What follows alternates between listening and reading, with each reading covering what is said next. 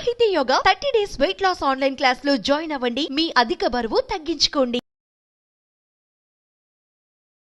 నమస్తే రమగారు. నమస్తే జయ. రమగారు, ఏదన్నా సరదాగా ఉండే చందమామ కథ ఒకటి చెప్పండి. అత్యాస కథ చెప్తా. చెప్పండి. పల్లెటూళ్ళలో ఇది వరకు బిచ్చగాళ్ళు ఉండేవాళ్ళు. ఇది ఎప్పటి సంగతో చెప్తున్నాను నేను. ఊర్లో ఒక బిచ్చగాడు అడుక్కుంటూ ఉండేవాడు. ఏదో రెక్కాడితే కానీ డొక్కాడదు. రెక్కాడటం ఎందులో చూస్తాం మనం? పని చేసుకుంటే పొట్ట పోసుకోవటం. ఇప్పుడు పని చేసుకునేవాడు కాదు బిచ్చగాడు, అది అడుక్కుని పొట్ట పోసుకునేవాడు. ఏ ఊళ్ళో ఏదైనా దొరికితే తినేవాడు. ఇక ఇల్లు వాకిలి ఏమీ లేదు, ఎక్కడ కుదిరితే అక్కడ పడుకునేవాడు. సరే ఏమైంది, ఒక ఊళ్ళో ఏదో అడుక్కున్నాడు, అది తిన్నాడు.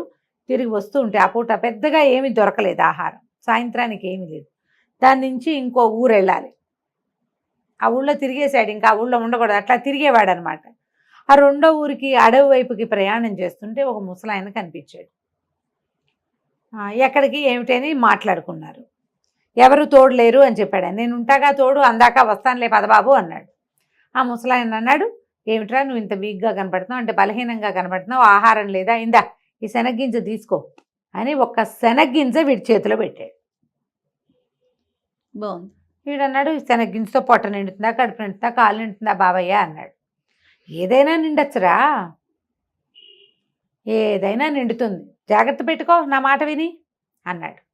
అనేసరికి వీడేం చేశాడు, ఏదో ముసలాడు అంత శ్రద్ధగా ఒక్క గింజ చేతిలో పెడితే పచ్చటిది, అదేంటి నల్ల శనగింజ కన్నా మన కాబూలి శనగలు ఉంటాయి కదా, పెద్ద గింజ అనమాట.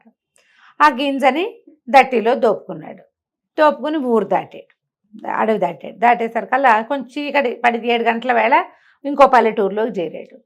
ఓ వాకిట్లో ఒక ఆయన ఎవరో అరుగు మీద కూర్చొని పదాలు పాడుకుంటున్నాడు. కనబడ్డాడు. ఎవరు ఏమిటి అని కేకేశాడు.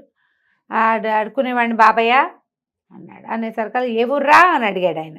అదేదో ఊరండి అన్నాడు. పాపం మన ఊరు వాడు కాదు, ఈ ఊళ్ళో వాడికి తిండి తిప్పలు ఎట్లా కానీ, దారా ఏమైనా తిందు కానీ అని కేకేశాడు. కేకేసి అన్నం పెట్టించాడు. బాగుంది. పెట్టించేవాళ్ళమ్మ అప్పట్లో, పాత రోజుల్లో. నాకు కూడా తెలుసు నా చిన్నప్పుడు. అవునా? పడుకునేవాళ్ళు అట్లా. ఇక చిలకడ దుంపలు అవి అమ్మటానికి వచ్చిన వాళ్ళకు కూడా అన్నం పెట్టేసేవాళ్ళు. టకుటమారాలు ఇవేవో చాటలు చేయటానికి దానికి వచ్చేవాళ్ళు.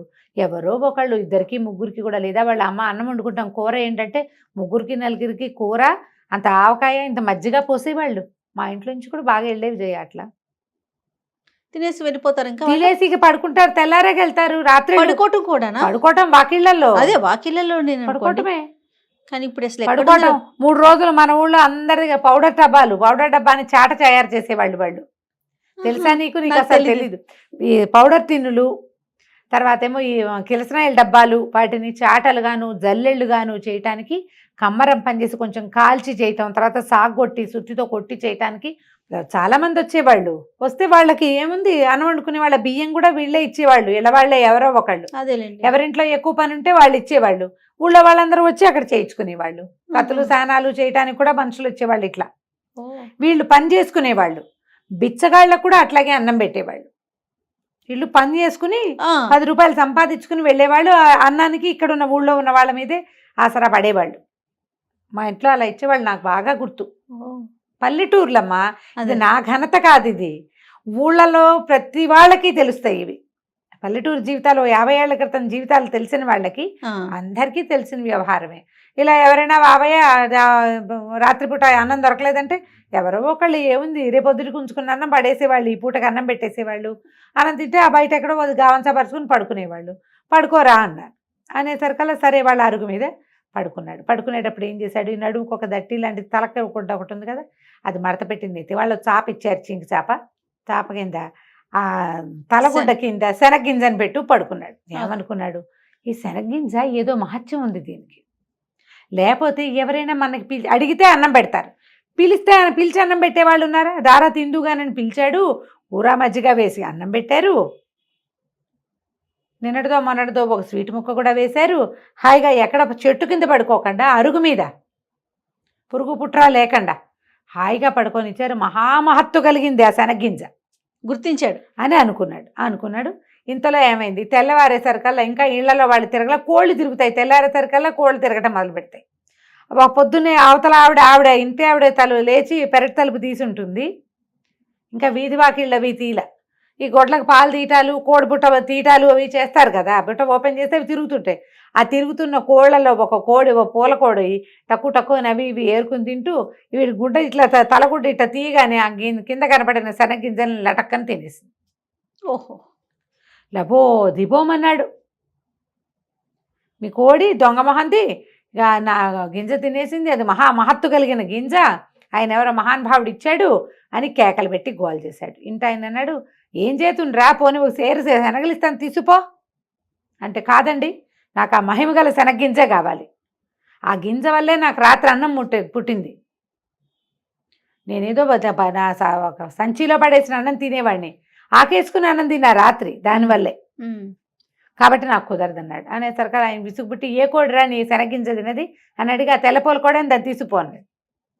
వాళ్ళ ఇంట్లో బోళ్ళు కోళ్ళు ఉన్నాయి. ఈయన కోడిని వెంబడి పెట్టుకుని వెళ్ళాడు.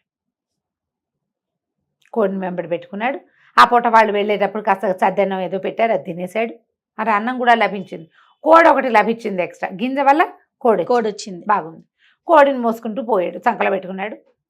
దానికి కొంచెం మనం అలవాటు అవ్వాలి కదా, మధ్యలో ఎక్కడో పడుకున్నప్పుడు దాని కాలుకో తాడు కట్టి ఓ సన్నది గావంచాని పేని సన్నగా వచ్చే ముఖ చించి పేని తాడు కట్టి తన దగ్గరే ఉంచుకున్నాడు.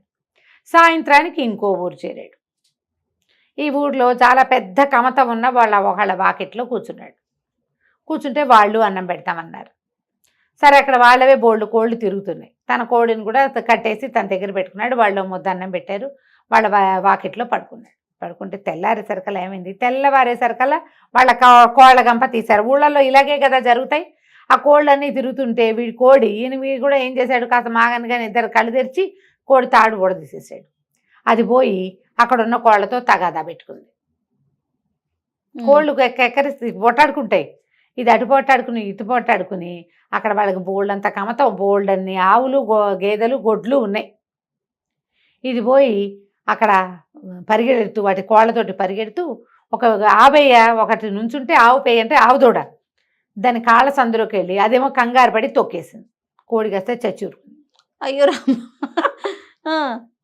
చచ్చిపోయేసరికల్లా మరి ఏం చెయ్యాలి, బయటకు వచ్చాడు. చూసుకున్నాడు, అమ్మో నా కోడి చచ్చిపోయిందో అని గోల పెట్టాడు. ఇది మహత్తు కలిగిన కోడి, దీనివల్లే నాకు అన్నం పుట్టింది అన్నాడు. వాళ్ళు ఇంకో 4 కోళ్ళు ఇస్తాను తీసుకోరా అన్నారు. ఆహా, చివరికి ఆ ఇంటి ఆయనకి విసుగుపుట్టి, కోడి సరేలే ఇది మేము కూర అనుకుంటాం కానీ ఇప్పుడు అది ఏ 50 అయితే కోడిని తన్నేసిందో తొక్కేసిందో దాన్ని తను తీసుకుపోరా అని. కోడి కాస్త దూడపిల్ల అయింది. దూడపిల్ల అనకూడదు, దూడ అంటేనే పిల్ల. ఓహో, పిల్ల అంటే పిల్ల, 2 పేదాలు ఉండకూడదు, ఆవు దూడ. ఈ దూడ మెడలో పలుపు తాడు ఒకటి కట్టారు, వీటి చేతిలో పెట్టారు. అది పాలు వదిలేసింది, ఆ మాత్రం ఉంది. పాలు తాగే దూడ కాదు, కొంచెం పెరిగింది. సరే, ఆ దూడని వెంబడి పెట్టు తీసుకుపోయాడు. 3వ రోజు ఈసారి ఒక పెద్ద కామందు గారి వాకిట్లో ఆగాడు. వాళ్ళు దూడను చూసి కొంచెం ముచ్చటపడ్డారు. ఆ ఇంట్లో వాళ్ళంతా సరదా పడ్డారు. అబ్బో దూడ వల్లే బాగుందిరా, ఆవు దూడ ఎక్కడ తెచ్చావు ఏమిట్రా, మాకు డబ్బులు ఇస్తాము ఇవ్వరా అంటే, అబ్బాయి లేదండి ఇది చాలా అదృష్ట ఆవు దూడ అన్నాడు. సరే, వాళ్ళు కూడా ఆ దూడకు 2 గడ్డి పరకలేసి వాళ్ళు వీడికి అన్నం పెట్టారు. రాత్రి పొట్ట నిండిపోతుంది, ఎక్స్ట్రా వస్తున్నాయి. సరే, ఏమైంది, తెల్లారాక వీడికి వాళ్ళు సర్దిపోస్తామన్నారు. దూడ అటు ఇటు తిరుగుతుందని మెళ్ళకు కట్టిన తాడు పలుపు తాడు వదిలేశాడు. అది అటు ఇటు తిరుగుతూ వెళ్ళి గుర్రాలు ఘాట్లో గడ్డి మేస్తుంటే పోయి ఆ గడ్డి పరకలకి ఆశపడి ఆ గుర్రాల వైపుకు పోయింది. పోయేసరికల్లా ఏమైంది, ఒక గుర్రం మహాపెంకె, రణపెంకెది, మామూలు పెంకితనం కాదు దానికి. ఆ పెంకెగా గుర్రం కాస్త అటు ఇటు తిరుగుతున్నటువంటి 50ని వెనకాళ్ళతో ఒక్క తన్నింది. ఈ దూడ ఎగిరి అవతల పడి కళ్ళు వాల్చేసింది. రామా, వీడు లబో దిబోమన్నాడు బిచ్చగాడు. పడేస్తున్నాడు. బంగారం అంటే 50 ఇటు అయిపోయింది, మేమేం చేతును అంటే, వాడు ఇంకో 50 ఇస్తాను రా, పోనీ ఇక్కడే ఉండు, నువ్వు పని చేసుకుందు కానీ అంటే, పనికి నేను చేయనండి, నాకు వచ్చినాయి ఇవన్నీను, హాయిగా అన్నం వస్తుంది అనేసరికల్ వాళ్ళకి విసుగుబుట్టి, మకురు గుర్రం ఇది ఎలాగో మాట వెందు చావదు, గుర్రాన్ని తీసుకుంటావురా అన్నారు. ఇంతుండే ఆవు దూడ ఎక్కడ, అంత ఎత్తుండే గుర్రం ఎక్కడ, గుర్రాన్ని ఎక్కడైనా అమ్ముకుంటే డబ్బులు వస్తాయి. సరే, ఇది బాగానే ఉందని మరి గుర్రాన్ని తీసుకెళ్తానండి అన్నాడు. గుర్రాన్ని తీసుకుని నడిపించుకుని తీసుకెళ్తా మొదలుపెట్టాడు. ప్రతి వాళ్ళకి వీడి గుర్రం నచ్చుతుంది. ఎంత బాగుందో. సరే ఈసారి ఏమైంది, ఒక సత్రానికి వెళ్ళాడు. అయితే వాళ్ళు ఏం చేశారు, వీడికి ₹1 కూడా ఇచ్చారు. గుర్రం ఇచ్చి రూపాయి ఇచ్చారా? ₹1 ఇచ్చారు ఊరికే. ఆ పూట అయితే ఆ రోజు ముందు రోజు అక్కడక్కడ అడుక్కున్న డబ్బులు కూడా ఉన్నాయి, వాడి దగ్గర డబ్బులు ఉన్నాయి కాస్త. ఓ సత్రం దగ్గర ఆగాడు. మరి ఇప్పుడు గుర్రానికి మాలిషు దాణా గీణా కావాలి. ఎవరి వాకిట్లోనే ఆగితే దానికి తిండి వాళ్ళేం పెడతారు? అంతే కదా. సత్రంలో అయితే తనకు అన్నం పెట్టి తన దగ్గర డబ్బులు ఉన్నాయి కదా, దానికి ఏదో దాణా పెడతారు అనుకున్నాడు. సరే ఏమైంది, ఈ గుర్రాన్ని ఓ పక్కన కట్టేశాడు, లోపలికి వెళ్ళాడు. సత్రం వాళ్ళు చూస్తే ఏమైంది, ఆ సత్రం యజమానికి ఒక పిల్ల ఉంది. వీడికి ఏమొచ్చింది బుద్ధి, ఇప్పటిదాకా వాటంతటా అవి జరిగినాయి. ఏదో ఒకటి చేసి ఈ సత్రం యజమాని మాయ చేస్తే వీళ్ళకు ఒక పిల్ల ఉంది, పిల్ల నుంచి పెళ్లి చేసి తన సత్రంలో ఉంచుకుంటారనుకున్నాడు. ఇప్పటిదాకా కాకతాళీయంగా జరిగినాయి. వీడికి ఆశ పుట్టేసింది. ఇప్పుడు ఆశ పుట్టి ఎలాగైనా ఈ గుర్రాన్ని ఏదో ఒకటి చేసైనా మీ వల్లే అయ్యిందని అనాలనిపించేసింది. అనిపించి సరే ఏం చేశాడు, మా గుర్రానికి దాణా భోజనం పెట్టండి, అవి పెట్టండి, ఇవి పెట్టండి అన్నాడు. ఇతనికి ఒక కూతురు ఉంది కదా, ఈ పిల్ల కొంచెం యాక్టివ్ పిల్ల. అదేం చేసింది, ఓ చెరుగడ తీసుకెళ్ళి ఆ గుర్రానికి అందించింది. ఇది ఒక గట్టు మీద నిలబడి ఆ చెరుగడ అందించేసరికల్లా అదేదో ఇట్లా పొరపాటున దాని గొంతులో గుచ్చుకున్నట్టు అయింది. గుర్రం కాస్త మెడవాల్చేసింది. అది ఆరోగ్యకరమైన గుర్రం కాదు. ఇక వీడు అరిచరిచి కేకలు పెట్టి పోట్లాడాడు. ఇక మామూలుగా పోట్లాడ. సత్రం యజమాని కాదు, అతను గుమస్తా. ఆ సత్రం నడుపుతాడు, జీతం రాళ్ళకే పనిచేస్తాడు. ఏం చేస్తారు వాళ్ళు, గుర్రం ఇంకోటి కావాలంటే ఎక్కడి నుంచి ఇస్తారు, నాకు ఇంకో గుర్రం కావాలన్నాడు. గుర్రం మేము ఇవ్వలేం బాబాబు, ఏదైనా ఇంకోటి చెప్పండి, ఏదైనా ఇంకోటి చెప్పండి అంటే, అయితే ఓ పని చేయి, నీ పిల్ల ఉంది కదా, నీ పిల్లవలే గుర్రం చచ్చింది కాబట్టి పిల్లనిచ్చి పెళ్లి చేయి మాకు అనేసరికల్లా వాళ్ళు అన్నారు, అట్ట ఎట్ట కుదురుతండి, మీకు వాళ్ళు ఎవరో గుర్రాన్ని తాడొచ్చి ఊడతెచ్చి మీ చేతిలో పెడితే అది మీ వెనకాల నడిచి వచ్చింది, పిల్ల కదా, పిల్లని అడుగుతాం, మా పిల్ల ఒప్పుకుంటుందో ఒప్పుకోదు. సత్రం గుమాస్తా అయితే ఒప్పుకోవాలి, పిల్లని అడగాల్సిందేనన్నాడు. సరే వాళ్ళ అమ్మంది, అడిగేదేమిటి పిల్లని, అదే ఒప్పుకుంటుంది, ఏం పర్వాలేదులేండి నేను ఒప్పిస్తాగా అంది. అన్నాక ఏమైంది, సరే ఇద్దరు ఏదో మాట్లాడుకున్నారు. మర్నాడు పొద్దున చెప్పింది, అల్లుడు గారు మీ అంత మహానుభావులు ఇంకెవరూ లేరు, మీ గుర్రాన్ని బదులు మా పిల్లని ఒప్పుకున్నారు, మా పిల్ల మాత్రం రాకాశం ఉండ కానీ అది ఒప్పుకోవటం లేదు, ఓ పని చేద్దాం, దాన్ని ఏం చేస్తానంటే సంచిలో వేసి మూట కట్టేస్తా, పిల్లని మోసుకెళ్ళిపోండి మీరు ఎక్కడో చోటికి, ఎక్కడికైనా తీసుకెళ్తే ఇక చచ్చినట్టు మీతో పాటే ఉంటుంది, అది రాకాసి పిల్ల విందు మాట. ఇప్పుడు ఇక్కడైతే విందు, మీ దగ్గరికి వచ్చేసాక వెనకేం చేస్తుంది, మరి బస్తా ఒక గోను సంచి వేసి మూట కట్టేస్తానండి, మూట మోసుకెళ్ళండి. బాగానే ఉంది, మూట మోస్తుంది. పిల్లని ఇస్తామంటే ఏమిటి, రేపొద్దున వాళ్ళ పిల్లని వాళ్ళు చూడరు, ముందు పెళ్ళి అయిపోవాలి. సరే పెళ్ళి అయిపోతే చాలు అనుకున్నాడు. వాళ్ళు ఏం చేశారు, ఆ పిల్లని ఒక మూటలో కుక్కి దాన్ని మూతి కట్టేసి, పెళ్లి చేశాక పెళ్లి చేయలేనే మరి పెళ్లి చేయడానికి, పెళ్లి కాదు నేను కూర్చొని అంటోంది, డైరెక్ట్ గా మూట కట్టేశారు. కట్టేసి అప్పచెప్పారు. ఆ మూటను మోసుకురాలేక చచ్చాడు వీడు. ఆ లోపల ఉన్న వాళ్ళు ఎగిరి గంతలేస్తుంటే ఎట్ట తీసుకొస్తాడు, అదే కదా, ఎటా గొటా తీసుకొచ్చి ఒక అడవిలోకి చేరాడు. ఆ పిల్లని మూత సంచి ఊడదీసి నేనే నీ పతిని అందామనుకున్నాడు. మూట ఊడదీసేసరికల్లా ఆ మూటలోంచి పెద్ద కుక్కోటి బయటకు వచ్చింది. వాళ్ళు వీడిని వదిలించుకోవడానికి ఏం చేశారు, తమ వాకిట్లో ఉన్న ఒక ఊర కుక్కని అందులోకి సంచిలోకి వేసి కుట్టేసి ఇచ్చేసారు. మంచి పని చేశారు.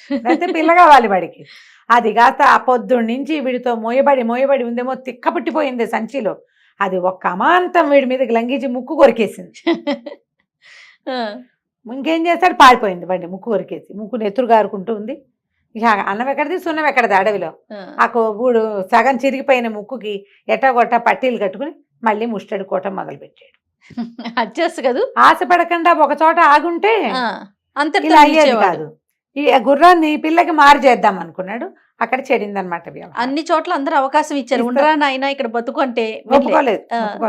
అలాగే అత్యాశ పడతారు ప్రజలు. అవునండి, ఆగరు, ఒక చోట ఆగరు, ఇంకా ఏదో వస్తుంది అనుకుంటారు, ఇంకా ఏదో వస్తుంది అనుకుంటే ఇగో ఇలా అసలుకే మోసం, ముక్కు ఊడిపోతుంది అనమాట. అది కంచికి మనం ఇంటికి. భలే సరదాగా ఉంది రమ్మగారు.